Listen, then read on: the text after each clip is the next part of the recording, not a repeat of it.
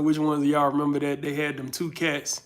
I forget their names. The two cats out of Baton Rouge, they used to say that, and then they would do skits and stuff like that. One skinny dude that didn't talk at all, and then they had the bigger dude out of Baton Rouge. I wonder if they still doing videos and stuff. But anyway, first off, all glory go to God, none to me. It's your boy Rifka back with another live for you on this Sunday evening. As you know, we go live every Sunday evening that I'm in town or able to go live and not on a flight at 9 Eastern Standard Time or 9 Central Standard Time if I am in the Texas or the central area of the country, actually. So we're gonna wait for people to get in right now. I normally start going live and start the content at about 9 p.m. That's when I'll start the content going over everything and all that. Now I will, oh hey babe, my wife will be moderating and I'll make that announcement again later as more people come in and all that good stuff. And the people that watch the replay, they'll see it. Yep.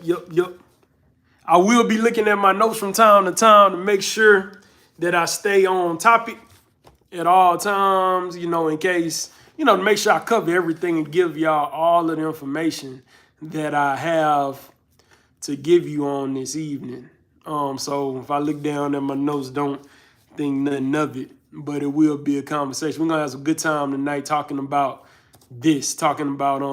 how to become a paid actor with no experience. I'm gonna talk about my background. And actually the reason why I'm doing this live is because it was a lot of people in one live that I did. It might have been the TikTok live or something like that, where they were asking about this very subject.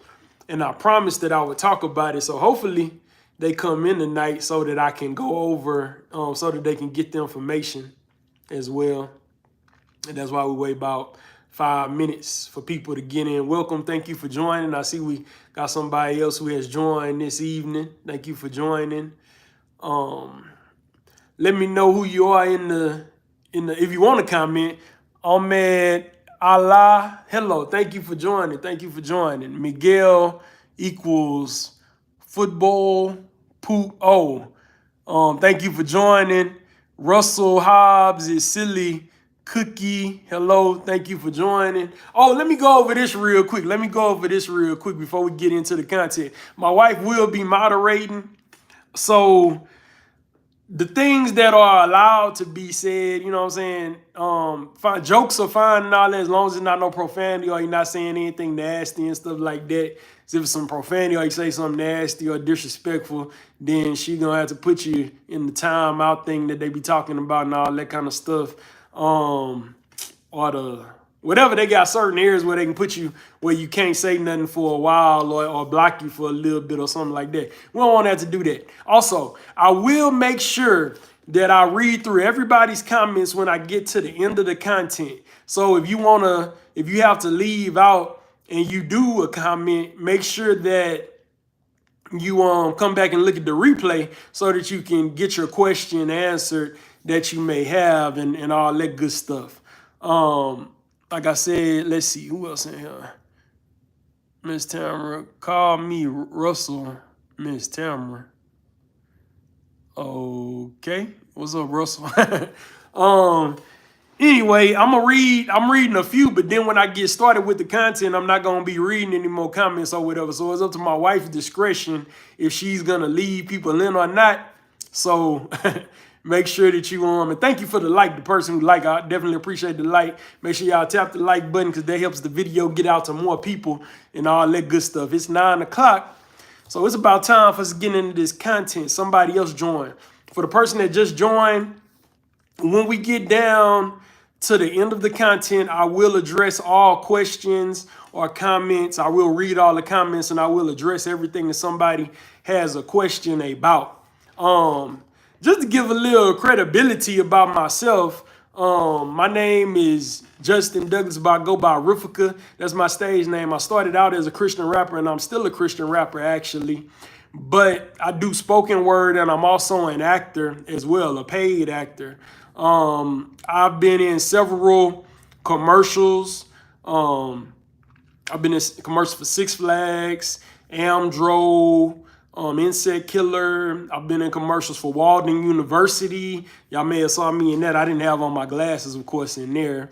I've been in several films, on several different television shows, as background, featured background films as speaking roles as well. But those were indie films where I did have speaking roles, featured background on several major films and major TV shows and stuff like that, such as Kingdom Business. A lot of people saw me on several episodes on there. Captain America, the most recent Captain America, Superman, the new Superman or whatever. I haven't seen the movie, so I don't know if they used my scene or not, but it's out now, so I can say that. Man, it's been a lot of stuff. I can't really think of all of the stuff that I done been on or whatever. I know I'm forgetting some stuff because it's been so many at this point. But I kind of started out pursuing acting as an adult in 2017, like full out pursuing it. Although I did have a stint as a kid where I pursued it. And what I'm gonna do today, a little bit, not a lot, just a little bit, dipping my toe in the water like most of us do as kids, where we in like different plays or school plays and stuff like that, and that type of stuff. But my schools didn't have plays for some reason, so I'm not I didn't get to do any school plays or school performances, but I did in another way that I will talk about. All right, let's move on.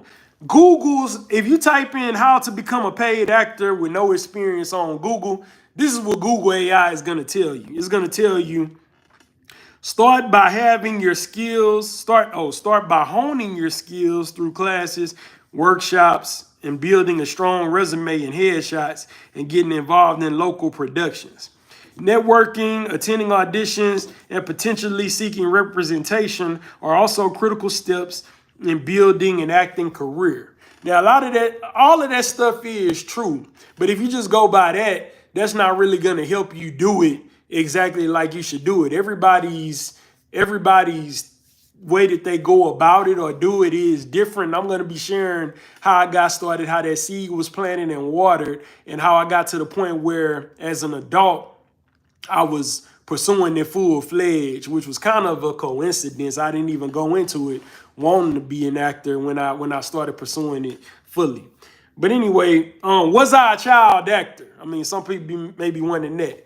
Not really, kind of in a way, but I wasn't a paid child actor or anything like that. I know when I was 6, I asked my mom, I inquired about acting because I saw Rudy on the Cosby Show and stuff like that, and Raven-Symoné. I was probably like, I can do that. Well, I don't think Raven-Symoné was on there yet at that point when I was 6. She might have been. Yeah, because she was on there like at 3 and stuff. Yeah, we the same age. But anyway, my mom, so she saw like this casting call or something for Campbell Soup or something like that, and she ended up taking me to it. She ended up taking me to the casting call. It might have been Campbell Soup, might have been McDonald's. I don't know what it was. And I did that. And I didn't really do much after that. Of course, I didn't get it because I didn't have any experience in doing that, But then the schools I attended, they didn't necessarily have school plays. I know a lot of us get in acting in schools or school plays, like I said earlier. But what my mom ended up doing, maybe a few years later, she found out about the Ensemble Theater Young Performers Program. And she put me in that when I was 7 or 8. And what they do is, the Ensemble Theater is an African-American theater company in Houston area. I grew up in Houston, Texas. And she ended up putting me in that. And it's like a summer program where they teach you how to act, how to dance, how to actually write theater and scripts and stuff like that. They teach you how to sing.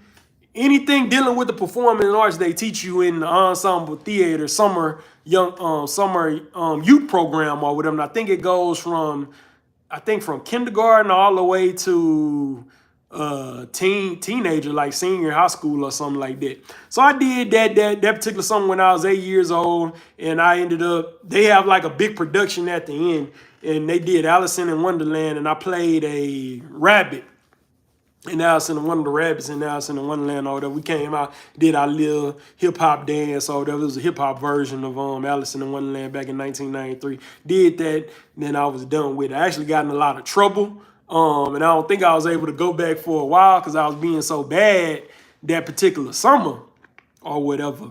But fast forward, I don't know what I did between where the acting bug or whatever went between the age of 8 and 12. But when I was 12, I wanted to join. I wanted to go back. I'd asked my mom to put me back in the ensemble summer performing program. I think they used to send like publications every year, and we saw it, and that's probably why we ended up doing it or whatever. I ended up doing it again.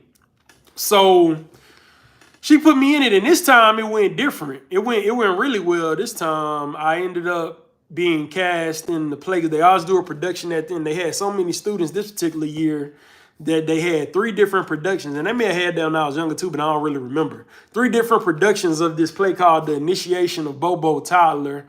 I ended up being cast as the star of the play. I was Bobo Toddler, and Solange Knowles was actually my co-star in the play. She played a teacher. In this particular play, I had to off or delete the teacher, and it was based in Chicago as a gang initiation.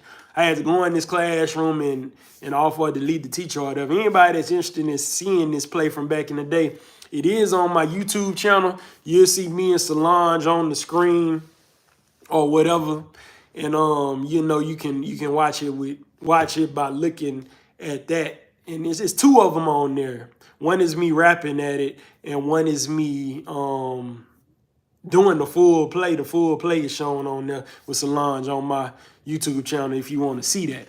Anyway, but so that happened. I ended up being cast as on the all-star cast for it. Actually, they had an all-star cast even after the summer. We toured to a few high schools and did the play. And then when the ensemble had their awards, because they're a theater company, like most major cities have African-American theater companies that's major and regular theater companies, they have an awards for the whole year at the end of the summer. No, at the end of their production, at the end of the year, I guess it's like December or something like that. And we ended up doing the play for that particular award ceremony as well. So that was pretty cool. And then it went better. But what happened was I got interested in basketball and making my school basketball teams. So from 12 to all the way till I was 18 over there, I wasn't really doing performing arts except for doing band at school and stuff like that. But I was going to these basketball camps and performing and trying out for my basketball teams and stuff like that. So that's what happened with my acting as a kid. That's my whole acting career thing. But the seed of being an actor was planted. You know what I'm saying? I had that acting bug in me. I just wasn't pursuing it because I got more into basketball for a little bit. So 12, I kind of stepped away from it for a while, started worrying about sports and worrying about band and watching band and all that kind of stuff. Please put it in the comments how, you know, the age you were when you got that acting bug and decided you wanted to be an actor. And also put in the comments how that acting bug or seed of acting was planted in you to desire to be an actor. Please put that in the comments, and then I'm gonna read it later. For those in here later, I read all the comments at the end when I get through going through all of the content, so that I'm not constantly stopping, so the people that are here can get all the information, and then I can read your comment later and answer any questions that you may have. And if you have to step out for any reason, if you leave a comment, I do post the replay so you can see me address your comment in the replay at a later date or whatever, like tomorrow or the next day when the full video is up.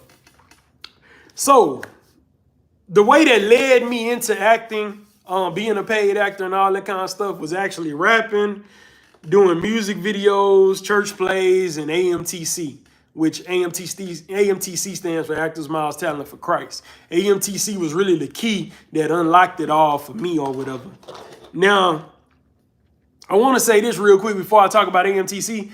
You know, a lot of people, they'll do a live or they'll do a video, and the whole reason they're doing the video is to try to draw like sales or something like that, or get people to join some type of group or something like that. That's not what I'm doing. AMTC was just something that I ended up doing as a result of the other things I did that gave me a lot of knowledge that I have to be able to share with you today, and led me into a lot of different acting gigs and stuff that I have done, you know. So, but I started rapping, like I said, I'm a Christian rapper. I started doing that professionally when I was 18 years old. And rapping led me to networking with other rappers. Of course, rappers and Christian artists do music videos. And I liked acting. They put up some casting calls for some music videos through word of mouth and through posting it on Facebook. So I was like, hey, what the heck? I'm gonna audition for the music video. I ended up being in a music video for Prosperity and for he's a Christian rapper out of New Orleans. But he was living in Houston, and then now he in the LA area. And I ended up doing a music video for this well-known Christian R&B, whatever you want to call it, which means they sing and dance like R&B group. They singing Christian music or whatever, named Soul Fruit. I ended up doing a video, one of their music videos called No Grudge. That's on my channel under one of my acting playlists or whatever. If you want to see that. I ended up doing that music video, acting in it, acting as like a father leaving his family or something like that. In the Prosperity video, I was acting as a drug dealer or whatever. So I was playing these gangsters and drug dealers for some reason early on. Whatever, that's neither here nor there. But that ties into how AI says you should get involved in local productions to become an actor. Excuse me. That's some of the local productions that I got involved in. There was also a Steppin' movie. This don't got nothing to do with me doing Christian rap, but I heard about it, I think online or something like that, maybe on Facebook. They was filming this movie called, I think it was called Get to Steppin' or something in the Houston area. They needed background. They needed people to sit in the seats for the arena for the college step show and all that, and I ended up doing that. So that ties into getting into local productions. Of course, when you're doing these different things, you want to make sure you're networking and talking to people, asking questions, and all that good stuff, and that really helps. And I'm going to get into more of how that helps a little bit later.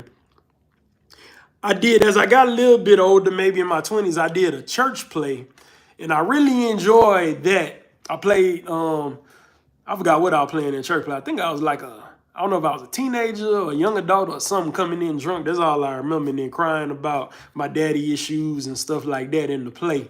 So that was getting involved in local productions and stuff like that to hone your acting skills. This is real early on stuff. I wasn't at the paid acting stuff yet at this point. And the seed was watered a little bit more. When I did that play, I was like, okay, I think I can do this or whatever. I ain't had no problem crying or nothing like that, digging into various emotions and stuff, thinking about my daddy issues and all that. So I'm enjoying this acting thing. So fast forward a little bit further to 2016. I rapped on a Carnival cruise ship, and I rapped in the Bahamas. And I met several people doing networking and stuff like that, several artists and stuff. It was for an online radio station actually out of Atlanta. And they would do this Carnival, this thing where you would network, and they'd have workshops and stuff like that for the Christian music industry.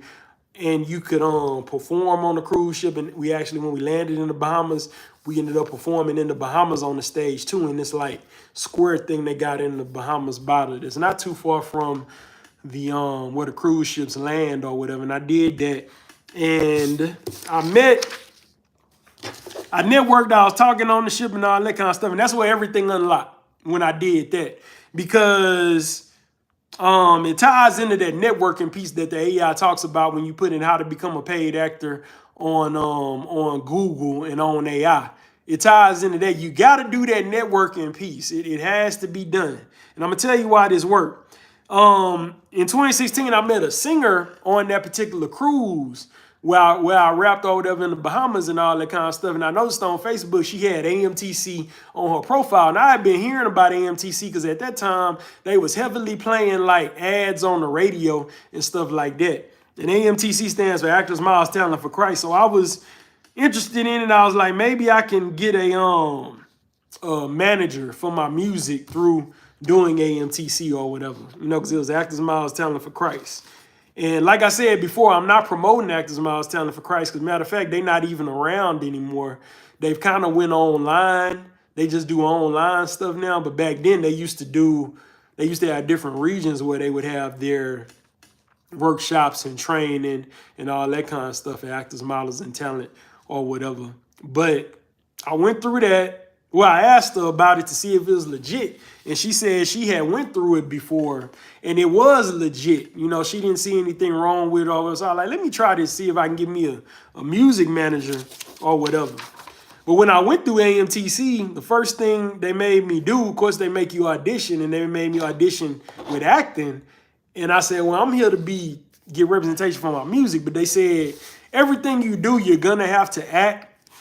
So that's why we have you audition with acting. So they had me like read some commercial sides or something like that, you know, because they said like, and it's true. If you think about your favorite music artists, you always seeing them in different commercials. You always seeing them in movies. You always seeing them on TV shows. Think about models and stuff like that. A lot of times they in commercials where they end up having to speak or whatever, or they may end up in certain movies and TV shows and stuff like that, like Eva Marcille and it's several others. I can't really think of the models' names right now. There's just a lot of models. If you know any models that end up acting, put Tyra Banks is another one that came through Eva Marcille. I'm thinking about several of them. I can't think of all their names, but if you know any models that are actresses or actors, Tyson Beckford, I don't know if he really acted in a lot of movies. I think a few, but he didn't really say nothing. But he on TV now or something. So a lot of them end up acting. Dancers, which is and comedians, that's the talent piece that they be talking about with them. Comedians, a lot of them end up acting. Of course, we can name a whole bunch of comedians that are actors, from Martin Lawrence to Bill Cosby to Bernie Mac. A whole bunch of them, they always end up actors. So if you think about it, yeah, that's true. Everybody does end up an actor no matter what they do in the entertainment industry at some point. So you got to be able to do that. So when they made me do that, and ended up made me learn about the acting industry and about the modeling industry too. The lifestyle modeling, not necessarily runway. They did make me learn runway and print as well, but mainly lifestyle modeling. That's where I kind of fit. That's my lane. When they did that, I ended up getting interested in print modeling, lifestyle modeling, and acting, commercial acting, film acting, television acting, and all that kind of stuff. So AMTC, learning through them, those workshops and those classes that they had, signing up for that, that's what ended up getting me into acting and making me learn a whole bunch of stuff that I needed to learn. Of course, when I did it, it wasn't free. It definitely wasn't free, because that information they're giving you going to cause you to be able to make a lot of money. Now, let me say this right now. With the acting industry, you're going to have to pay some money for various tools that you're going to need. And AMTC really taught me about a lot of these tools. They taught me about an acting resume. You don't necessarily got to pay for that, because you end up making that yourself based on the different things that you do, or your entertainment industry resume. You need an entertainment industry resume. Entertainment industry resume is not the same as a regular work resume. It's not the same at all. It's totally different. You also need headshots and lifestyle portfolio photography and all that, showing you doing different type of lifestyle shots and stuff like that, because it shows the casting directors when they interested in you that, okay, this person can fill this particular role. Like you may have some lifestyle shots running a 5K or something like that with your medals around your neck, like I had, or doing taekwondo, or with some kids or something like that. It shows them, okay, I can see this person doing this role.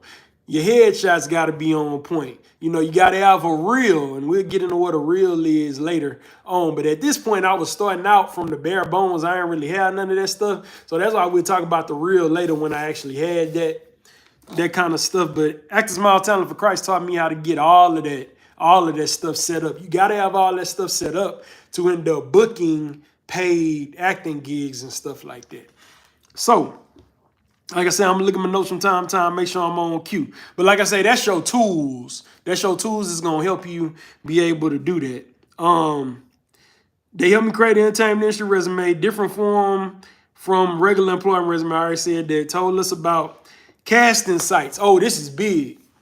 They told us about casting sites that you could book on without a lot of experience, because, of course, a lot of people that was going through Actors Miles Talent for Christ at this time didn't have a lot of experience. They were just trying to figure out how they could do it. So they told us about Backstage. They told us about Actors Access. You know, it was another one they told us about too, but I don't remember the name of it because I'm not a part of that one. But I am a part of Backstage and Actors Access. And this is how people with no representation, which means you don't have an agent yet, through these casting sites is the way that you can get bookings for commercials and acting gigs that you may not totally be qualified for yet, but you get that exposure and you're able to get these things without representation through Backstage and through Actors Access because they cast those things on there that you can get paid for. And at the end of it, they had us do a showcase for the industry execs, but that they had come in at the end of the training and all that kind of stuff, which is good that they had industry execs come in, but it was kind of a money grab because, of course, like I said, you did have to pay for Actors Miles Talent for Christ. Like I said, I'm not promoting it, but if I wouldn't have never did it, I wouldn't have never learned all the information that I learned. So at some point, you're going to have to pay for some type of coaching to learn the things that you need to learn for the entertainment industry to get those paid gigs and stuff like that. Ain't no way around it because people not just giving out all the information for free. Well, people are now on YouTube like me and others, but they give it to you little by little. There's only so much you can give at one time. But like I said, they had a showcase for industry execs at the end of the day invited in. And some things were included in your tuition, but if you wanted to do extra showcases to get in front of the industry execs even more, then you had to pay extra money for those type of for those opportunities. So I did it, but looking back at it, I realized that type of stuff you kind of gotta look out for. And I ain't saying the negative against Actors Miles Talent for Christ, but there are some, if you don't get like word of mouth and a reference from somebody, there are a lot of different types of organizations that will pay major industry people to come in, and they coming in just because they were paid. They're not coming in looking for any talent at all. And it's just like kind of a scam type deal where people paying and they auditioning for these industry execs and all this kind of stuff, and they're not even looking to do anything for you in the first place. So I look at it as Actors Miles Talent for Christ is kind of part of the curriculum or whatever, but they were looking to get people in certain things, I will say, and looking to hire certain people and all that. I even got an offer for something I'll talk about later. This one girl came on there. She sounded like Ariana Grande singing, and she got an opportunity to go on in Showtime at the Apollo in 2016 when that was still going on. I don't know if that show's still going on or not. If you know, put it in the comments if you know if it's Showtime at the Apollo still going on at this point in time, because I don't really know. So certain people were getting opportunities through Actors Miles Talent for Christ and the industry execs they were bringing in. So if you do like word of mouth and join some type of workshop type organization or something like that, that's going to teach you things, is going to teach you acting, teach you different entertainment industry type things, and then at the end of it they may have a thing where you can perform for various execs and stuff like that. That is good to do if you've got word of mouth, like from somebody that's done it before that says it's legit going to give you opportunities. But don't do it if you haven't done it and don't have like information from people letting you know that it's something good that you can do, that you're not just wasting your time and money doing. Okay, so that's that. And at this time, I started out, to backtrack a little bit, I started out, they Actors Miles Talent for Christ had different regions. I was in the Texas region at first, which was going out of Dallas, but then I ended up, this was around the time I was moving to Vegas. So once I moved to Vegas, I switched to the LA branch, and I was going to the LA version of the training and the workshops and all that kind of stuff that I was doing for Actors Miles Talent for Christ, where they were teaching us, just like when I was younger and a kid. Well, this was the adult version and the big version of teaching you how to be on television, how to film for television and commercials and film, and how to be a runway model, how to be a print model, how to do these various things, tweaking your music skills, with me with the rapping and stuff like that, working on your stage presence and all that kind of stuff. So when I did my showcase, it was actually in LA, when I did mine. And like I said, I knew this was a good thing to do and something I would learn from and wouldn't be wasting my money doing, because the young lady I had met on the cruise that was a singer with that Christian cruise where we rapped in, where I rapped in the Bahamas and rapped on the cruise ship, and she sung in the Bahamas and sung on the cruise ship or whatever.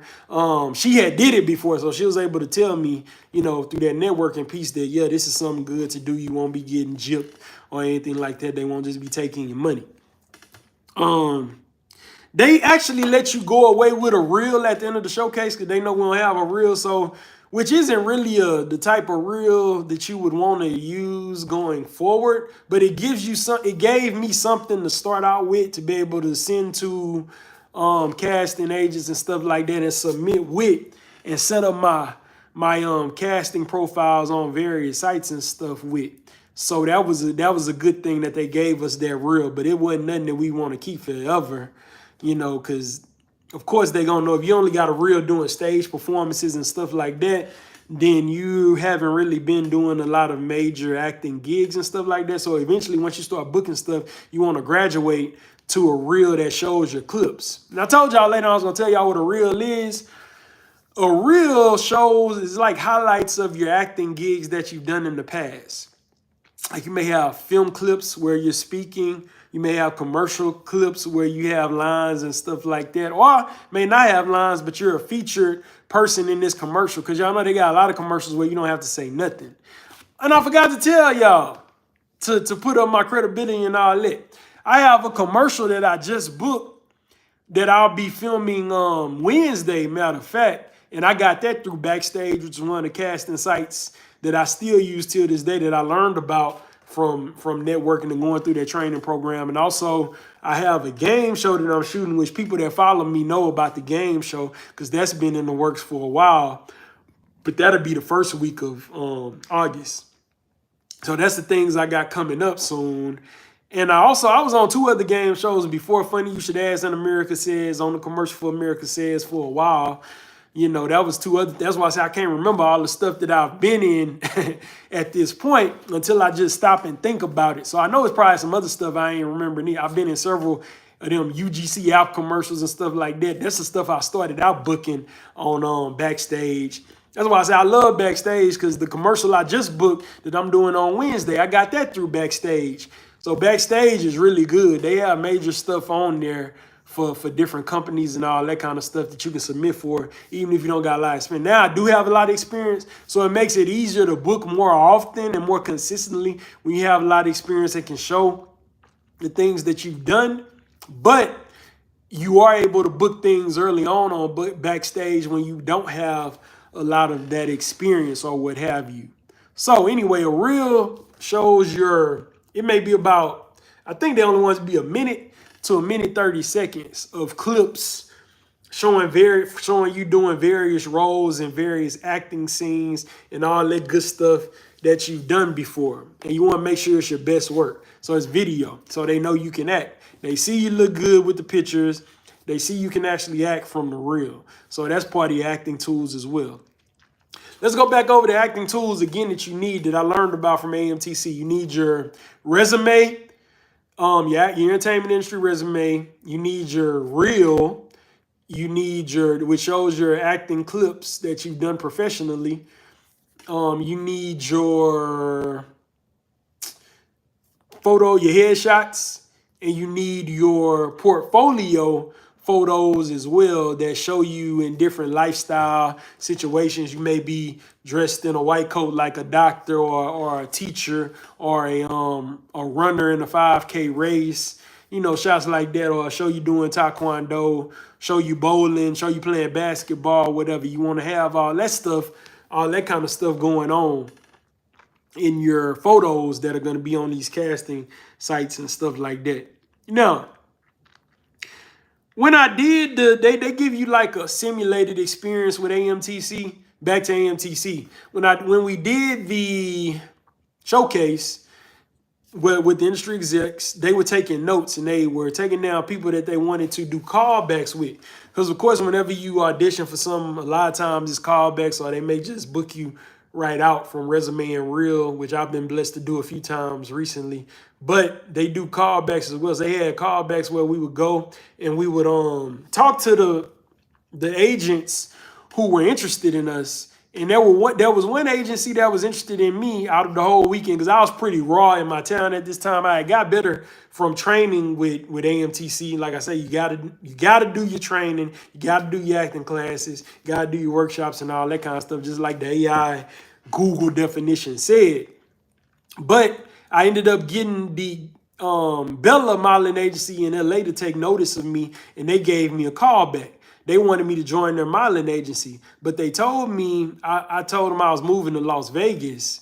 And they told me, well, we're not going to be able to sign you to our agency if you're moving to Las Vegas. You're going to have to move to LA, which made sense because they were the showcase and all that kind of stuff was in LA. They didn't have it in Las Vegas, but I wanted to move to Vegas. I'd already set up my stuff in Vegas. So I kind of had to pass on that opportunity. And after a year living in Vegas, I followed up with them. And they still weren't, they were interested in signing, but they told me I had to move to LA, and I wasn't about to move to LA because LA is too high, you know, all that. I don't like the traffic. I just could never see myself living in LA. So I had to pass on Bella Modeling Agency. And the thing, a modeling agency will also get you acting gigs as well, far as commercial and print. They'll get you commercials when you look the part and stuff like that. A lot of major companies go through modeling agencies to get the actors that you see in their commercials and stuff, especially those commercials where nobody's speaking. You know what I'm saying? They just acting. So you still got to have acting skills. You got to be able to act when you speak. Acting is not just speaking. Acting is doing the movements as well and putting yourself in that situation that's going on, in that real life situation. So it's believable that you're actually there. That it's believable that you're washing dishes with Dawn dishwashing detergent, or it's believable that you're, you know, hammering with a DeWalt tool or something like that, that kind of stuff.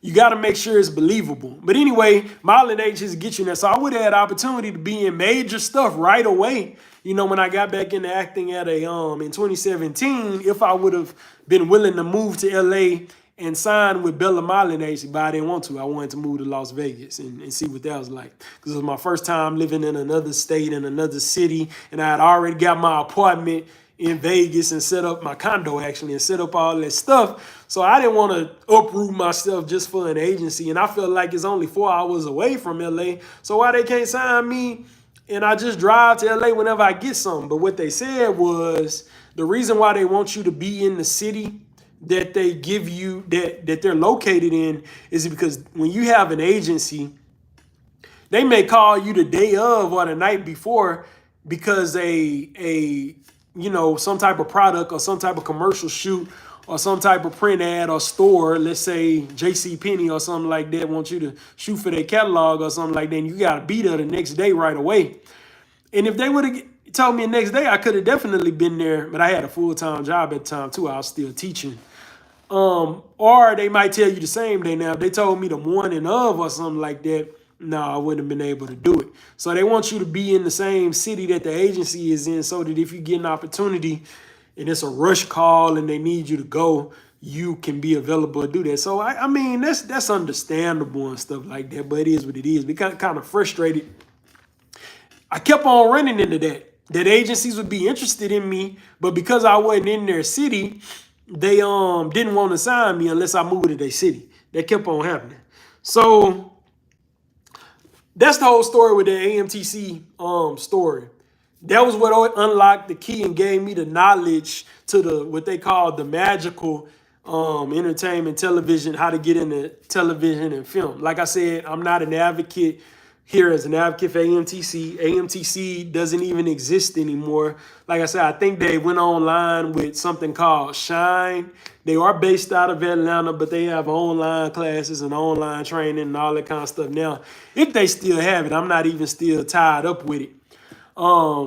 The reason why I talk about it, I definitely appreciate them for opening the door to me and teaching me about different things and helping me be able to know the knowledge to make money from acting gigs and modeling gigs and stuff that I've gotten through the knowledge I got through them. But when I moved to Atlanta, I knew they were based in Atlanta, you know, and I moved to Atlanta maybe 3 years after I went through AMTC, and I contacted the lady over it, and she acted like she couldn't help me. I was asking if she knew of any agencies that she could connect me with, you know, any acting studios and things like that. And she was like, she couldn't help me or whatever, you know, and that wasn't cool. And this was back in 2017. But I know the reason why, because at that point, I was a decent actor. I had booked some stuff at that point. But I probably wasn't at the level where she wanted to put her name on the line to submit me to different people. I wasn't where I needed to be yet. So I ain't mad at her or whatever. Cause I mean, going through that training and stuff got me to the level and where I'm at right now, where I can talk to y'all and give y'all information about how to become a paid actor with no experience and all that kind of stuff. Anyway, moving on from AMTC. Let's talk about acting classes versus acting coaches. You want to have, ultimately you want to have both. You know, you want to have both. I've had both. When I was in Vegas, I started out with an acting coach because I was submitting for stuff and I was auditioning, but I wasn't never getting nothing. And of course, y'all know when COVID happened, they had a lot of self-taping. That's what started. You used to have to go in for a lot of your auditions and stuff like that. And I noticed when I would go in for the few things I got called to go in for, I would book it. Not all the time, but some of the time I would book it. Like this film called Space Captain and Callisto on Amazon Prime. If you want to see that, I'm on that. I'm in that film playing an African lawyer who was a custodian or whatever. You know, in that film, you can watch that. I booked that, but most of the things I was self-taping and submitting, I wasn't never getting it. I was never getting it. So that's what caused me to get a acting coach. I got an acting coach through Facebook groups. So you also want to make sure that you're not only signing up for casting sites, but you also want to sign up in acting Facebook groups that are in your area. Like I signed up for several Las Vegas acting Facebook groups when I was in Las Vegas, and acting for LA as well, since that was close. I could do stuff because they're going to post a lot of casting calls that you can submit to in those acting Facebook groups for whatever region that you're in that you can submit to. As a matter of fact, a lot of people, they blast them in all of the ones because it's a lot of them. If you just look for them, you can sign up for them and find a lot of potential work that you can do. So make sure you signed up for those acting Facebook groups in your area, whether you're in Atlanta, wherever you are in the country or in the world, they're going to have those acting Facebook groups and sign up for, and people are going to post casting calls in those that you can submit for. So I put it in there because I was interested in it. I was wondering why I wasn't getting bookings and stuff like that. And then this lady had raised her hand and said she has coaching for self-taping and stuff like that. And she seemed cool, so that's why I connected with her, and I ended up going to her as that was my first acting coach I had in Las Vegas. And I didn't book anything with her, but she did teach me how to self-tape. I got better at it. Self-taping is definitely an art form that you got to do it correctly, or you're going to look like an amateur to the casting director when you submit. So even though you don't have a lot of experience, you still want to make sure you know how to self-tape correctly. Just give a little information about self-taping. You want to do it where it's a blank wall or like a blue sheet behind you, a solid background and stuff like that. You don't want to be looking directly at the camera. You want to be looking at, have a eye line of the person who is reading your sides to you, or have a different eye line. Just like in a movie, they not looking directly splicing the camera and stuff like that. In a movie, on the TV show, they looking at the person they're delivering the lines to. So you want to make sure you do that. If you do a self-tape and you have like a wall or a door in the background or a bookshelf and stuff like that, they probably ain't even gonna watch the full self-tape, to be real with you. So that's just a little bit of self-taping tips to give you, but you definitely want to have coaching. Matter of fact, you might want to go to a self-taping studio if you don't have a home self-taping thing set up, or you don't know how to really do it correctly. You may want to go to a self-taping studio where an acting coach kind of helps you through your auditions. Now with that acting coach, this is back in like 2017 or maybe 2018 when I was going to her. And back then, the only thing I got with her was a callback for a Denny's commercial back then. You know, so this is like roots and stuff like that. But I don't know if I booked I booked a few app commercials, and I don't know if I was going to her at that time off of Backstage. I booked one for like this. It was like some type of gambling app or something like that that I booked off Backstage back then in 2017. It was real small beginnings. I booked something for like some type of medical thing on through Backstage. It was a UGC testimonial type thing that I did, back then. So she might have helped me with that. I don't really even remember. But it was cool having an acting coach. She did hone my skills a little bit. Like I said, I found her in a Facebook group. But she wasn't all that well connected. So because she wasn't all that well connected, I had met this guy through still doing my music, because I was doing my music heavily in Las Vegas and stuff. Matter of fact, I was part of a Christian rap club. I was a resident artist at a Christian rap club in Las Vegas, matter of fact. And through different networking I did in Las Vegas, this guy named Markevius had told me about Hollywood Access Inc. I think I joined them maybe 2018 or so, or maybe 2019. And that's where I took it to the next level when I joined Hollywood Access Inc., learning about them. This was another acting studio class type deal. It was bigger, and they had a lot of different types of classes that you could do. It wasn't like AMTC where it was like workshops, but it was different acting classes, different vocal coaches and acting coaches that were housed through that acting school. And he told me about it because he was teaching music, teaching singing through there, teaching voice. And I was like, well, based on looking at the website and all of their students that they've got in major network shows and stuff like that, I may need to give this a try so that I can do that, because they had a lot of different people that had went through them, had been on major TV shows as guest stars or reoccurring talent, or maybe even co-stars and all that kind of stuff on there. They had a few adults, but I'm gonna admit a lot of them was like kids and teenagers trying to get into the industry. They only had a few adults, me and a few others, and maybe some other adults they had this one guy who went through it, and he was just being managed through them now or something like that. So he only would come to the workshops. So they had various workshops and stuff, and it was pretty cool because, of course, you had to pay for it, because you do pay for your acting classes. Like I said, you pay for your acting classes, your headshots, your photos, and you pay to get your reel done and all that kind of stuff. You are going to have to pay for that kind of stuff to be in the acting industry and stuff like that. You are going to pay for your workshops. You are going to pay for your classes. The good thing about them is they were well connected, because they would bring in every month, they would bring in a casting director or an agent from Hollywood, or, somebody major like that they knew, to kind of give like a simulation of what it would be like when you actually go on auditions and get us ready for the audition room and stuff like that.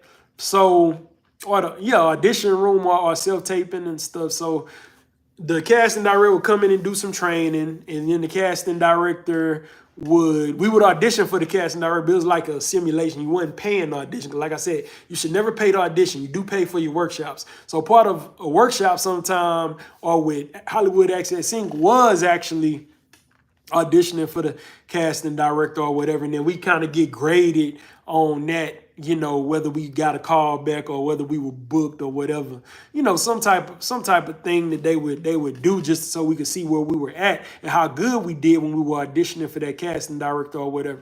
Now, I don't remember a lot of names of the casting directors, but I do remember one, Leah Daniels. That was the first casting director I auditioned for when I went through Hollywood Access Inc. And at that time, I had just got in, so I wasn't as good as I am now at acting. And I did all right, but she said I was too big with my acting and that kind of stuff. I did like this chicken nuggets commercial for my audition and stuff like that, because we were just supposed to do our material for them. And so that didn't go too well. But then when we did the actual thing, where a lot of times these workshops, they're going to give you sides so that the casting director has something to work with you and give you feedback on. So everybody has to go and do their sides for the casting director. And they make it like a real audition, because a lot of times when you got an agent, you're only going to have 24 to 48 hours to do the audition, to prepare the audition. You might have overnight, then the next day you actually gotta do it. It's time to go. You know what I'm saying? Or you might have 48 hours to do it. So we'd have that. We go over. We had to be off book, which means you're off script. It got to be memorized or whatever. Or you can use the script because they do want you to hold it, but that kind of handicaps you and you don't seem as professional. When you can get off script, you can kind of get out of your head and embody the lines and embody the character and embody the performance, because you definitely don't want to act. I know that sounds funny, but when you acting, you don't want to act. You don't want to be acting. The best actors are living, their characters living, actually living and breathing through them when they embody that character. So they're not acting. They're actually literally seeing everything around them, even when you're doing audition. And of course, it's easy when you got everything around you, you know, when you're on set and stuff like that.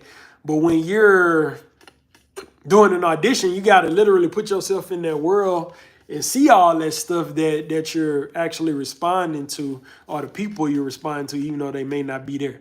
So when you act, you don't want to be acting. But back then, I was overacting, and she could tell I was acting. When I did the part where we went in there and auditioned or did our sides for her, it went a little bit better. I had to do like this Bobby Whitney scene or something like that from some movie that came on Lifetime back in the day about Bobby Christina or whatever. And I was her boyfriend in the scene, and I did it with this other person. And at first it went, you know, it went okay, but she gave me some critiques and all that. And then I remember when I got done with the critique she gave me, I'm real good with feedback. You got to take direction well when you're an actor. She said outstanding or excellent or something. So she really liked what I did after that.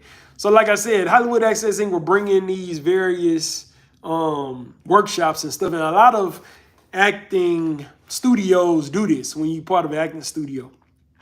Like I said, I learned about the acting studio from the network, and it was word of mouth. Learning from Markevius, told me about it because he was teaching there. And I did learn a lot. I ain't gonna lie, I did learn a lot through them, and I did become a better actor through them.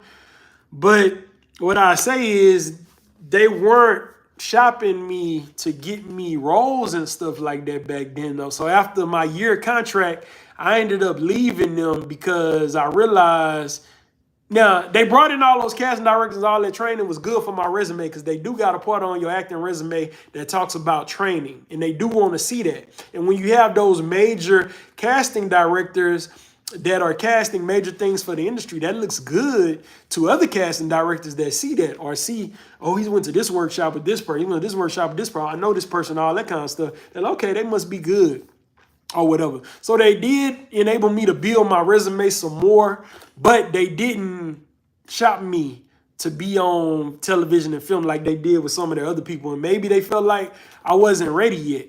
I don't know. I was booking other things, but not major stuff and stuff like that. And the funny thing is, the only thing I got through them was a web series that they were casting through their acting studio. Called My Mom's a Joke. And I did that, and maybe after I was there a few months, they ended up giving me that or whatever to kind of, I guess, give me something. But it didn't work. I wasn't fooled. I ended up telling them I'm not going, you know, I'm probably not going to renew my contract because y'all not shopping me to nobody. If I don't get anything, I told them if I don't get anything before the end of my contract, I'm not renewing, you know, and going to my acting classes here anymore. I'm not going anymore. So the funny thing is, guess what? I told them that. They end up telling me, oh, we got something for you. We got a movie for you or something like that you can be in. Or we got this role for you that we heard about it, that the casting director wants you. I wasn't trying to hear it. I was like, no, I'm not doing this because y'all had all this time and then y'all gonna wait until the month before my contract runs out to try to give me a role for something or submit me for something. Y'all could have been submitting me the whole time. So I ended up turning it down. I don't know what it was for till this day. I don't know what casting director was interested or who it was. I wish I knew who it was, but I don't. So whatever. But I left. And anyway, COVID had came up. This was about 2020. After I left, COVID had happened. And I didn't end up going to that acting school no more. And really, they was all about money anyway. You know, because what I noticed they were doing, this is something you kind of got to watch. I did learn a lot from them. I learned a lot from everybody I trained with, but there's pros and cons with all of it. And that's why I'm going through these stories with y'all so that y'all can kind of know. Let me push this highlight thing so that they'll go ahead and I have a highlight that I can post after. Sometimes I forget. I'm sharing these stories with y'all about this different stuff so y'all to know the different pitfalls and things to look out for when people trying to take advantage of you. I learned from them, but I think they were just about money because, of course, you got to audition. I had to audition for this particular acting studio like you do for some. Some you don't have to audition for. Some you do have to audition for. I had to audition for this one. And they don't let everybody in, but they was letting a lot of people in. They was letting people in. I was like, and I was in class with some of them, and I was like, I think they just, and eventually a light bulb went off. They just letting people in here so they can make money off of them. They're not going to ever submit them for anything or anything like that. And I peep game, you know what I'm saying? I peep game, that's what they was doing. And like I said, it was funny that when I was going to leave and not renew my contract with that particular acting studio for my training, they ended up finding something for me to be in. So that it was all a game. So I left, and I was about to move to Atlanta anyway. So this though, I'm on acting classes versus acting coaches. Like I say, both are good and you do need both. When I was about to move to Atlanta anyway, my wife told me about a acting coach out here that she had went to in her family. I went to back in the day. I'm not gonna name his name to keep him innocent and stuff like that, but I am gonna talk about some of my experiences there. They had different tiers at this acting class. I ended up going straight into the advanced acting classes because I felt like since I did all stuff I did and learned all stuff I learned through the past 4 years since 2017, I was eligible to do that. So I was able to hold my own in the advanced acting class. It was very challenging, but it wasn't a lot of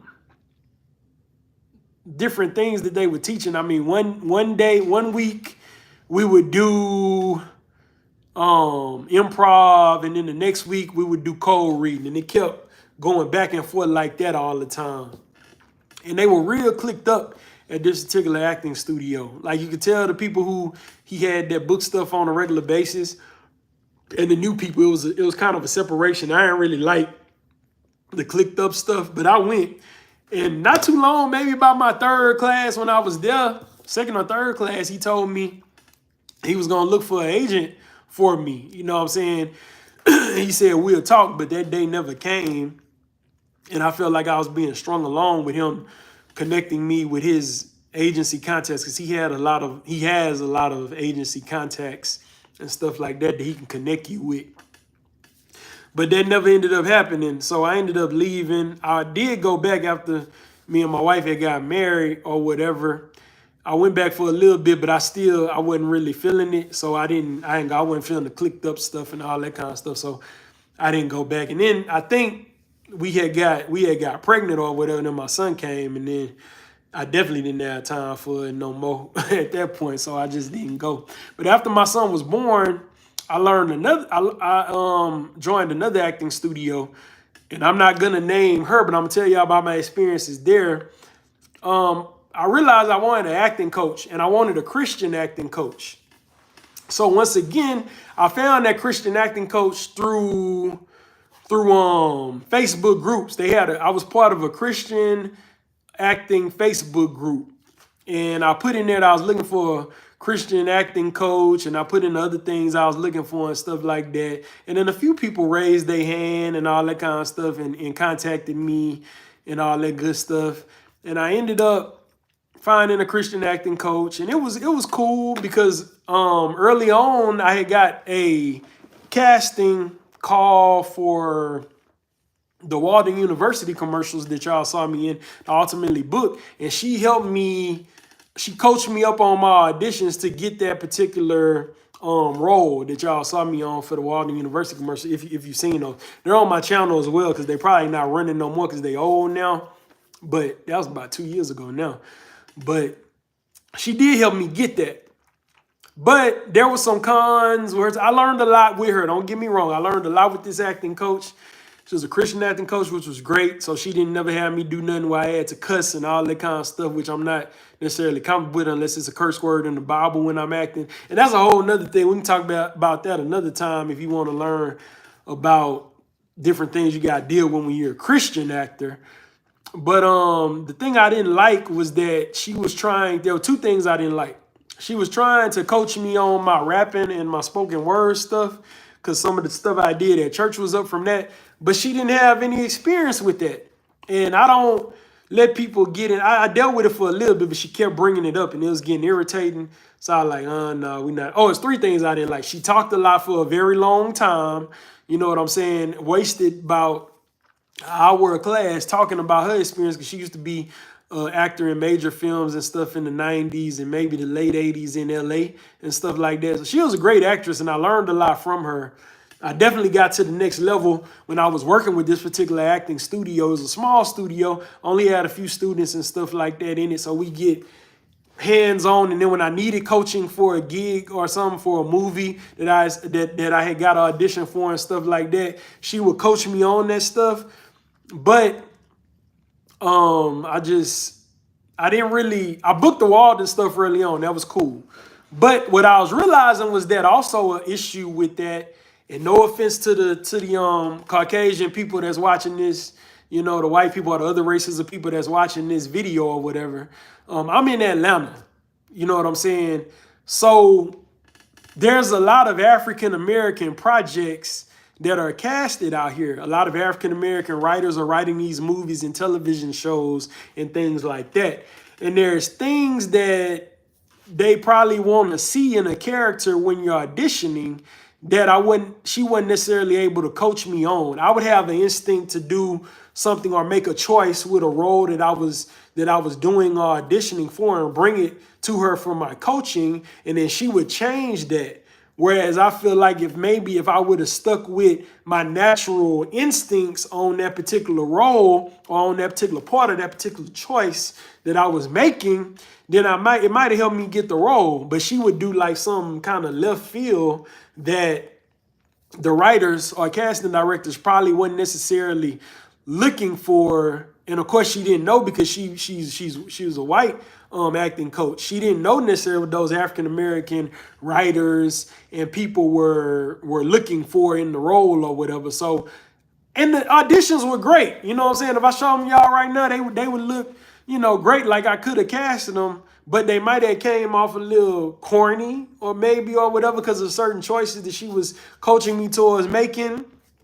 I don't know, but I know I wasn't getting none of that stuff. And I was noticing other African-American students in her studio wasn't getting the African-American roles that they were submitting for either, but they were getting the roles that were not race specific. Like the Walden University stuff, the people cast in that, those were Caucasians, those were white people or whatever. Another guy, so I got that easily. Like if it's like some type of commercial stuff or some type of show where they're not looking for somebody like that's gonna be like some type of slick gangster type cat, or not even gangster type cat. Or I had a role where I auditioned. The last role I auditioned with her was a role where I was playing a Afrocentric type cat or whatever. You know, like, you know, Malcolm X type, Martin Luther King civil rights type, you know, Black Panther type cat or whatever that's real into that type of stuff. It was a good audition, but I think if she would have coached me a different way, I would have got it. And like I said, it was another guy specifically, and it was other people too. And I noticed a lot of them had left. A lot of African-American students ended up leaving her, probably for the same reason. This reason that I did as well was that they wasn't getting the African-American roles that they were submitting for because of the coaching or whatever, the way the coaching was going. This guy, maybe about 2-3 months ago, I noticed he had finally booked something through her because I follow him on Instagram, but it was a Chili's commercial. Chili's is not race specific. The writers for Chili's or the owners of Chili's or whatever, I don't know what race they are, but I don't think they're African-American owners or whatever. Or the people that's casting for Chili's probably not African-American, so she can coach that kind of stuff good. But the African-American roles he was going for or whatever, she'd have to make a unique choice or whatever that might not have been what the casting director probably was looking for, the director was looking for, and then he wouldn't get it. Just like I wasn't getting that stuff and all that. So I would say this as advice to actors or people that want to be actors when you're dealing with acting coaches and stuff like that. Make sure that you get an acting coach who can coach you on the type of roles that you have to look for, or that people are, or the casting directors are interested in you for. Like for instance, if you're a in Atlanta, now I'm gonna say this: if you are an Asian actor and you're getting a lot of stuff where they want you to play an Asian character for Asian films and stuff like that, a black acting coach may not necessarily be able to coach you as good on that kind of stuff for those type of films as a Asian acting coach would, that knows the natural instincts and natural inclinations and has the real world background experience as an Asian American or whatever for that particular film. So you want to be very careful when you picking your acting coach and stuff like that, that you get somebody that's a good fit for you all the way around. But like I said, she was also kept pushing stuff, talking about I need to get better with my rapping and say stuff clearer and all that kind of stuff. And I was like, okay, whatever. I was respectful, and I thought she would stop pushing the issue on that, but she didn't. She didn't stop pushing the issue on that. So finally, I had to just leave. And then she had a whole bunch of other people she was working with too, so she would forget stuff she said that she would do for me. Like I wanted her to tell me what clips I needed to put on my new updated reel for 2024, going into 2024, because I stopped going to her about a year ago. And she never got back with me about that. And that wasn't the first time something like that had happened. So the fact that there was a lot of talking going on, wasting time for hours I was paying for the coaching and the acting classes, I didn't like that. The fact that she wasn't coaching me well towards my African-American submissions and stuff, I didn't like that. The fact that she was having me tell me she gonna coach me on my rapping and my spoken word stuff, and she didn't have any experience with that. Like, nah, and you know why? I already explained why she didn't have experience with that. So that wasn't a good fit. And then the last straw, like I said, when she did not help me pick the things for my reel, never got back with me about that. I was like, okay, I'm paying, monthly for these services and stuff like that, and they're not being done. So I had to leave. So currently I don't have an acting coach currently. I will get one at a later date, but I don't feel like right now is the right time for me to get one. So lately what I've been doing is I've still been submitting. As y'all see, I'm still booking stuff, but I'm submitting and booking stuff that I don't necessarily need an acting coach for. So it's stuff with like real minimal, like reality type stuff, like the game show or whatever, which is real life stuff, but you still got to have a degree of being able to think on your feet and acting with that.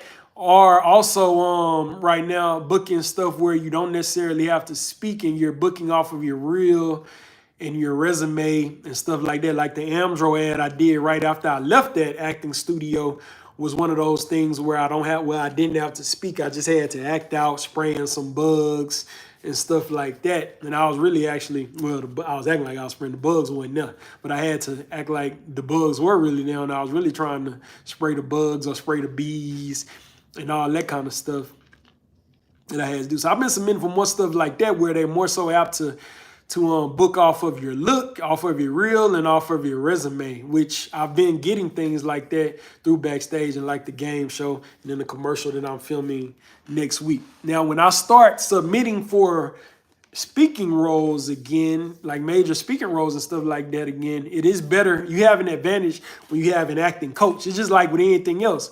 If somebody want their child to go to the NBA and stuff like that, they getting them coached from a young age all the way through. And some people might have natural talent and all that kind of stuff, but those people with that coach, that one-on-one coach that can work with them, of course, they're going to be able to have an advantage in getting the job over somebody else. Like I said, I was submitting for a whole bunch of stuff without an acting coach, without one-on-one coaching on stuff. But then the very first time I got an acting coach to coach me for one of my auditions, I booked it. Granted, I know that my niche as an actor is a commercial actor. And if y'all want me to do a video over your niche as an actor, I can do that too. But I know because of my look and my young dad look that the Bella Modeling Agency and a lot of other agencies have wanted to book me for and sign me to their agency for. I know I'm a commercial actor. That's my specialty because most of the things I book have been commercials. Although I have done some independent films and I have done television shows as like featured background and stuff like that. Now, the independent films I did, I had speaking lines and stuff like that. But I've had speaking lines in major national commercials. They have been in major national commercials and local internet commercials and stuff like that. So that's that. That's the whole thing between acting classes and acting coaches. You want to have both. Also, you want to go to acting class, have acting classes sometimes so that you can work with other students who may not be your acting coach all the time, because you're going to work with all different types of people in this industry. So you want to have different types of people to be able to react to and react off of. Self-submitting and background acting. Okay. All the gigs that I booked in Vegas were self-submitted, except for the web series. So, like I said, as an actor with no experience, you can get booked by self-submitting on the various casting sites that I talked about earlier. If you sign up for those and find other casting sites that you can sign up for. What is self-submitting? Self-submitting, like I said, is when you submit to a role that you see fits what you think you look like or something that you feel like you can play or whatever. Like the most recent thing I got, it said like a young family. It has like the age range, maybe 30 to 50 or something like that. They'll ask African-American male. They'll say sometimes they may have special skills on there, and I'll talk about what special skills are later that they want you to have. Sometimes they won't. So if you think you have the look that they're looking for and can play the type of role that they want you to play, like I know, okay, this is a middle-aged or young dad or whatever they want me to play, I know I fit that well. Every time, not every time, but a lot of times when I submit for those types of roles, I get them. So that's why I self-submitted for that to Backstage, and I ended up getting the part or whatever. Now, like I said, the only thing I got in Vegas that wasn't self-submit was the web series. What self-submit when I talk about that? How do you self-submit? You are part of a casting site, or sometimes when you are in various Facebook groups and various Facebook chats, they'll have casting calls with like a breakdown of like the type of stuff I just described that they'll post in those chats and post in those Facebook groups, and you email your information to them. They may ask for a upper body shot or a head shot in your resume, or they may ask for your reel and all that kind of stuff, and you can submit all that stuff through email to those casting sites. But of course, if they're putting it up in a reputable Facebook group or reputable Facebook chat that's for acting in your area, then they're going to, it's going to be legit. It's going to be legit. It's not going to be a scam. Now, if it's just an email for a casting site you never signed up for, that might be a scam. So you may want to stay away from those. You know what I'm saying? You want to kind of make sure you have that connection to make sure it's not a scam all the time through stuff. Okay. Make sure it's sign up for casting sites. You got to make sure your casting profiles that you sign up for are attractive to casting directors. I've gotten stuff just because my profile looks professional and has professional headshots, professional photos and stuff like that, where a lot of times casting directors on Backstage, they'll just email me on Backstage or message me. I don't even got to say nothing. They'll just see my stuff when they looking for people that fits the role they're trying to fill, and they'll contact me and say, Justin, we're really interested in you for this. You look like you fill the role. Can you audition for this for us or whatever? Or, let me know your availability if you're available for this role and stuff. So if you have an attractive profile on these casting sites such as Backstage, Actors Access, some of the other ones I'm going to say later,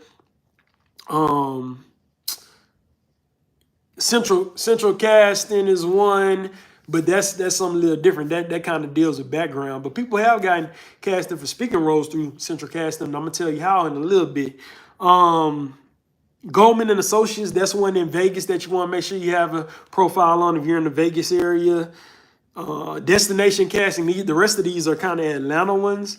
Destination Casting, Hilton Casting, Cab Casting, Bill Marinella Casting, and Rose Lock Casting. These are sites where they cast both speaking roles and background roles and featured background roles. Cause that'll get you a lot of camera time a lot of times too when you do the featured background stuff. Make sure you got your stuff looking professional though when you send it to self-submit.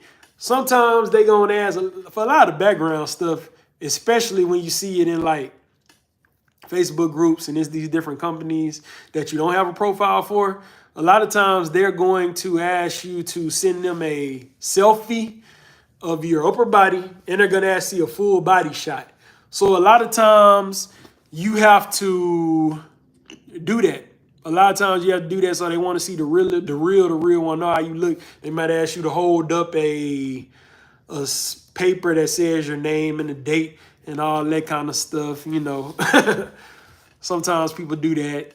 So that's pretty cool when they, well, it ain't cool, but when they do that, you can't really submit it professionally. But it is like a way where you can do it where it looks good and it'll still be attractive to them. Make sure your hair comb, make sure you're wearing a solid shirt, all that kind of good stuff when you take the pictures and self-submit it through email. Oh yeah, and when you're self-submitting these casting directors, make sure you follow their directions to the T. They're going to ask you to title it a certain way. They're going to ask you to put your height, your weight, your sizes, all that kind of stuff in a certain way. Make sure you put in the order they're asking you to put it. They're going to ask you for your phone number, all that kind of stuff. If you put it out of order, that shows them that you can't follow instructions. If you don't title it the right way, a lot of times that will get them not to cash you for it because they feel like you can't follow instructions. So they're very particular. So make sure when you're self-submitting that you're submitting these things exactly like these casting directors have it for you to submit it in the breakdown. Okay, good casting sites. I already told y'all those. What is background acting? Background acting is good because you can get into background acting. It's a way you can get into major films and major television shows, major commercials without really having any acting skills at all.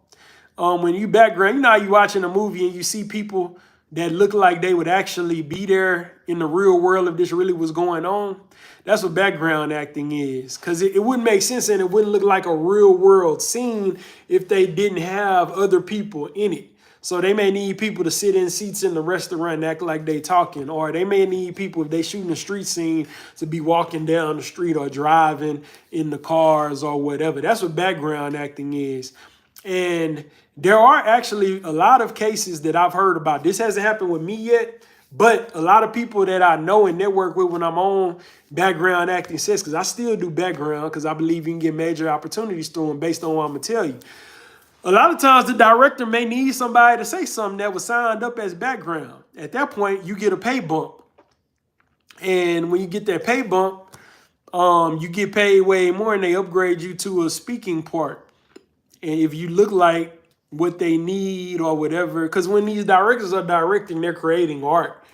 They're creating a scene, and it might be something that was left out from the script that they need in there that they feel like will enhance a scene. It may be a line, and if they feel like you can actually add to that and do that, then they're gonna pick you out of a crowd of the background actors and have you say something, and then they're gonna give you a pay bump, you're gonna give more money. That's how through background acting, a lot of people get speaking roles through doing background acting. So don't shy away from background acting, because you may fool around and have a speaking role on your favorite TV show. If you can get on the set, all you gotta do is get on the set. You never know when it's gonna happen, you know. So don't shy away at background acting. Of course, I do speaking roles and major stuff where I'm the talent and the lead in the commercial or the lead or whatever in the film or whatever as well. Indie films with lead and stuff like that, but lead in the commercials and stuff like that, since that's my niche in the major commercials. But I still do background from time to time. It's a way to make money flexibly, which I'll talk about in other videos, because as an actor or an artist or a singer or a rapper or whatever, in order to be booked and not have to be tied to a full-time job, you have to have flexible ways to make money. Background acting is a way you can do that, and there's also a way that you can get experience on the set, see how stuff normally goes, see how quick it goes. You got to be able to follow instructions and be able to do what they ask you to do, or they're going to send you home. You know, it gives you a real life example of how it is on a major set, even though you may not be trained to the capacity to book those type of roles yet. And you never know, it may be your lucky day, and you could be one of those people that get booked for a major role from doing background, because it happens all the time. I can't tell y'all how many times I'm on set with people and they end up telling a story about how they was upgraded to a speaking role or whatever when we in holding, when we in holding or whatever, you know, and I'm like, hey, why isn't that happening to me? But my day come, it may come one day, I don't know. Maybe I won't never have to do that, because I have gotten lead stuff with speaking roles without having to do that. But it would be nice to get bumped up in pay and bumped up in the speaking role in a major film and stuff like that, or major TV show when I'm doing background as well. And you're able to network and work with the major directors you've only heard about or seen on TV, or work with the major actors that you've, only seen on TV and in films and stuff like that. It's a real good way to be able to do that easily.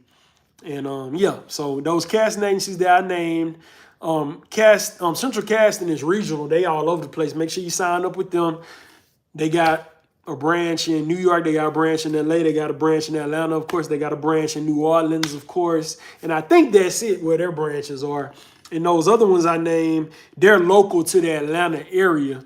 And they cast in Tennessee as well, because a lot of times the surrounding states will need talent from Atlanta because they know it's a hotbed of actors and actresses.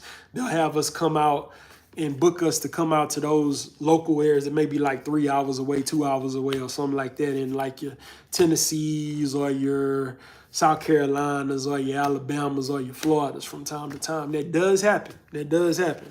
So I know it's been on here long, and thank y'all for y'all that been rocking with me and stuff. We only got a little bit more to go, and then I'm going to read through all of the comments. I see a lot of people been coming in and out. I'm not done yet, but thank y'all for the likes. If you are here, please like, comment, subscribe if you've been enjoying the content, so that you can know when I'm going live or when I'm giving information or putting up videos, in the future and stuff like that. And hit the like button, so you can, the thumbs up button and stuff like that, because that helps the video get out to more people that need this information.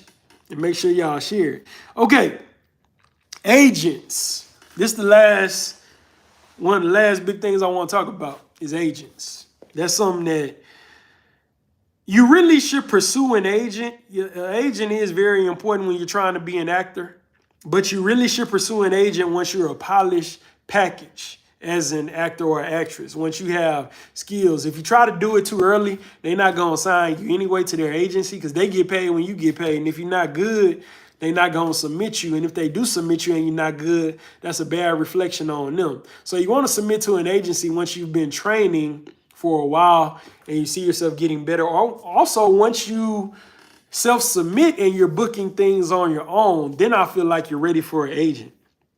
And you can find agents through Instagram. You might see actors and actresses that post their agency and stuff like that when they book certain things. You can find them on Facebook. A lot of them be on Instagram, though. You can find them through going to the, what's that? I'm not part of it yet. SAG-AFTRA, they got a site. They have a site where they have the real agencies and stuff like that you can book through as well, that book SAG talent and all that kind of stuff through them. Now, SAG is not I'm non-union, but SAG is union. But they can find you an agent by looking through their material to find an agent that you can sign up for. Let's see. They're gonna ask you to find their emails and stuff like that. So if you go to these agency websites, they might have a part where you can submit to be represented by them. They're gonna want you to submit your reel, which, like I said, there's acting clips of things you've done, your resume, your headshots. They might ask you for some photos, lifestyle photos that you're taking, or modeling photos if you have those. If you don't have all that stuff, don't submit to an agent yet, because you're not ready.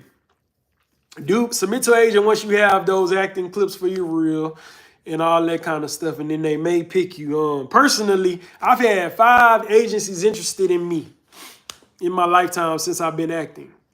And it's sad because I haven't been able to sign up with something that would have been really good for me. Like the first one was Bella in LA.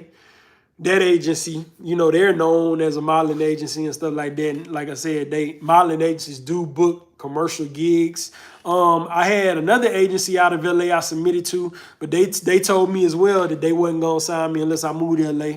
I wasn't gonna move to LA. I was living in Vegas. Once I was about to leave Vegas, I signed up and submitted to an agency in Vegas that was interested in me. And they would still contact me once I moved to Atlanta. But then once they found out I was living in Atlanta now, they said I would need to live in Vegas for them to sign me. So I wasn't able to do that either. I should have signed up for them earlier. But maybe I wasn't good enough yet when during that time frame, and maybe that's why it didn't happen that way. But once I left, I was good enough. But they didn't want to represent me because I was in a whole nother across the country. Even with the flight benefits and all that, they still didn't want to sign me, sadly. I did have one agent when I moved to Atlanta. But they didn't really get me much. They did get me a Six Flags commercial early on where I played a dad with a family and all that stuff. That commercial's on my YouTube as well if you want to look for that and see it in my acting folder. A lot of that stuff is in there that I've done. And then it was another agent I had emailed from a company right before my dad had passed when I was working with the Christian acting coach. She didn't tell me about this agent or whatever. Maybe eventually she would have submitted me to an agent. I don't know what the issue was, but whatever. Seems like these acting coaches don't never want to be submitting me to these agencies. But I had actually sent my reel and my resume to this particular agent who I knew actors who I had seen on background gigs and stuff who had booked stuff through this agency. So I was like, well, let me try it. And it was right before my dad had passed. I had submitted to this agent. Then they contacted me back, and they were interested. They were actually going to give me an audition for their agency out here in Atlanta. But my dad had passed, so I was depressed and I was sad and I was going through a lot. So I wasn't able to seize that opportunity either. So currently I don't have an agent, but an agent is good to get. You want to have an agent because they hold a key to those major roles. All the superstars and all the star talent that you see on TV, like your Halle Berrys and your Will Smiths and your Tom Cruises and your I don't know why I can't remember this guy's name. Leonardo DiCaprio, that's one of my favorite actors as well. All these people have agents who represent them. They became stars by doing these agencies submitting them. Major movies like your Avengers, Mission Impossible, all that kind of stuff, or your TV shows like your Black Mafia families, your even your Tyler Perry stuff, all them shows, you got Sisters, all that kind of stuff. What else on right now? Fresh Prince of Bel-Air, out in LA. They are not casting from self-submitting. There's only so far we can get with the self-submitting. Yeah, we can get a major commercial from time to time with self-submitting and all that good stuff. But the major things where you got your State Farm guy or Jake from State Farm or your Mayhem guy, your the lady, I forget her name, from Progressive, if y'all remember her name, put it in the comments or whatever. Those type of commercials where you're reoccurring talent as on the commercial and they paying you big money for that commercial, you can't get those unless you got an agency, because those companies only go through those agents to get their talent and all that good stuff like that. So you got to kind of have an agent to have that. I don't currently have an agent because I'm very busy with other things. That's why I just been focusing on self-submitting. But I will get an agent eventually going forward. I do aspire to have an agent probably when my son is older, or if we have other kids when they're a little bit older. But until that time, I'm going to continue to self-submit, and I'm going to continue to keep my profiles active on these casting sites so that people will see my profile and end up contacting me about auditioning for stuff anyway. You're you attract people to you when you have your tools up to par on these casting sites as you do more things and all that kind of stuff. But yeah, if you can't get an agent and you already look attractive, already have all the stuff you need, your reel, your resume, your photos, your headshots, then go ahead and submit to an agency if you're already self-submitting and booking stuff, because that's going to get you where you want to go. That's like the last key. That's like the final boss to getting where you want to go as far as being an aspiring actor or actress doing those major shows and stuff. So I've given y'all all of the tips I got a couple bonus ones. And for y'all that's watching the replay, I appreciate y'all watching the replay as well. I appreciate y'all that been rocking with me the whole time as well. People been coming in and out, but we got people that been coming back in. So I definitely appreciate y'all. Thank you for tuning in. Thank you for joining. Oh, another reason why I don't have an agent. When you have an agent, you got to be freed up to do those auditions right away. Like I said earlier in the live, a lot of times agents will give you something like you might have 24 hours or 48 hours to prepare it. When I'm preparing an audition for like a movie or for a TV show or something like that, everything shuts down. Everything shuts down, and I have to go in and analyze the script and make sure that I'm embodying do character analysis, the 5 W's. Also, I have to make sure that I am off book and am totally embodying the character so that I can be prepared. So you can imagine in order to do that, you can't be jiving. You got to shut down everything at that point and focus on that, especially if you only got a day or 2 days before you got to do that audition or submit that audition. So I don't have time to do that right now with a wife and a small kid and stuff like that. I don't have time to do that. That's why I don't have an agent right now, because I know I wouldn't be able to do all of that. And of course, when he gets older, and if we have more kids when they get older, I'll have more time to do that, you know, when they're more self-sufficient and all that kind of stuff. But anyway, that's a big reason why I don't have an agent. I like being able to submit when I want to, or submit if I want to, if something comes across my desk or across my email or across my Backstage or Actors Access that I want to submit for if somebody's interested. I like being able to take that if I want to or if I don't. It's all about that flexibility, because right now I'm building my YouTube channels. I got 2 of them. HBCU Culture Channel, I got this one. I'm also building my eBay up. Like, I don't really have time to just be stopping, and I'm still acting, I'm still rapping, I'm working on the album. So I don't have time to just shut down everything that I'm doing to work on audition.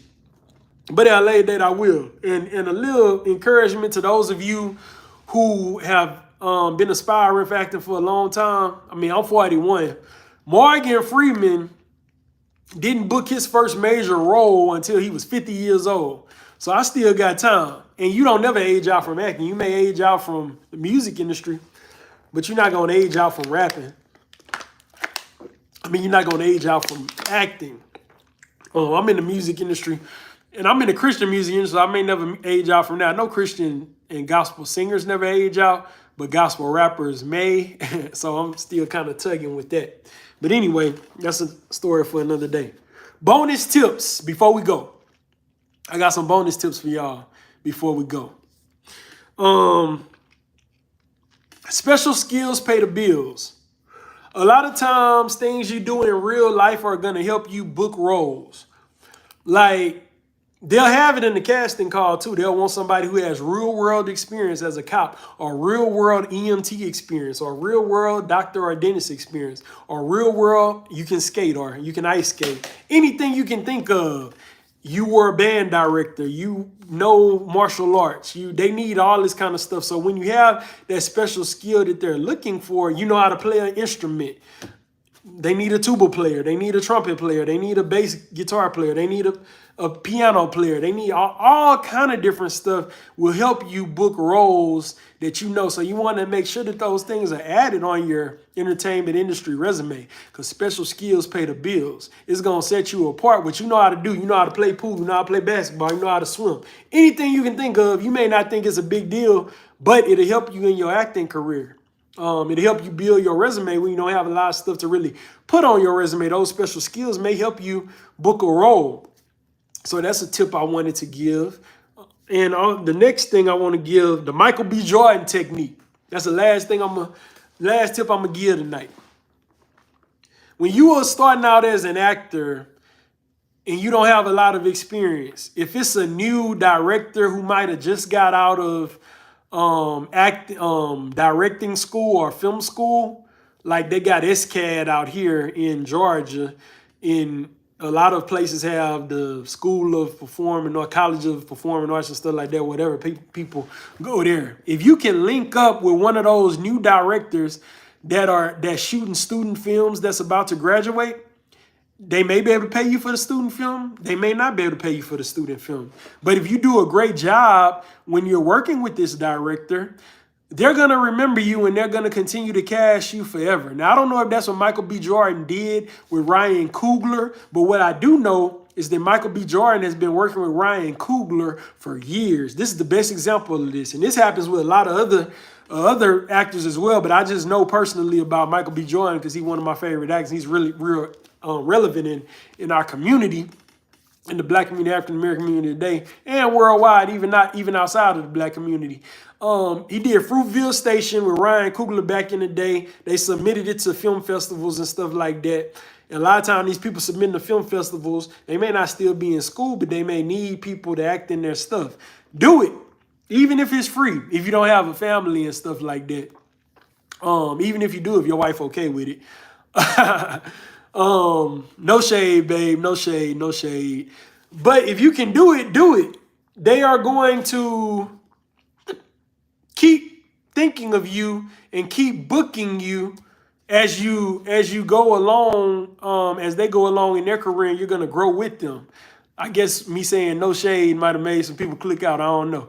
Because I said no shade, babe, but this all good. He did Black Panther. Both films he was in. Ryan Coogler was a director of those. Before that, he did Creed. Ryan Coogler was a director of those. I'm talking about Michael B. Jordan. He did both of those.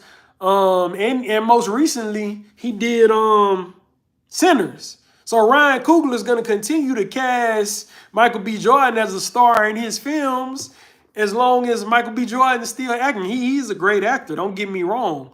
But he got that start in Fruitville Station back in the day when they were submitting to film festivals.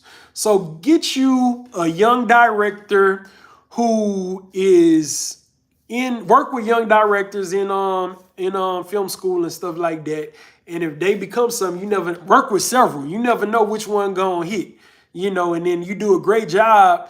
They will continue to remember you and continue to cast you in their films going forward. So that's that's what I call the Michael B. Jordan technique. Hopefully I can find me another one of them. I had found some and worked with some, but they weren't willing to pay. And at the point I'm at now with a kid and a wife and stuff like that, I'm not really at a point where I can do that. But when you're younger and you're not, and you don't have a kid and wife or kids and stuff like that to support and all that, you can easily do that. When you by yourself and don't really have to be responsible for others in your household, you can do a lot of that free stuff and all that.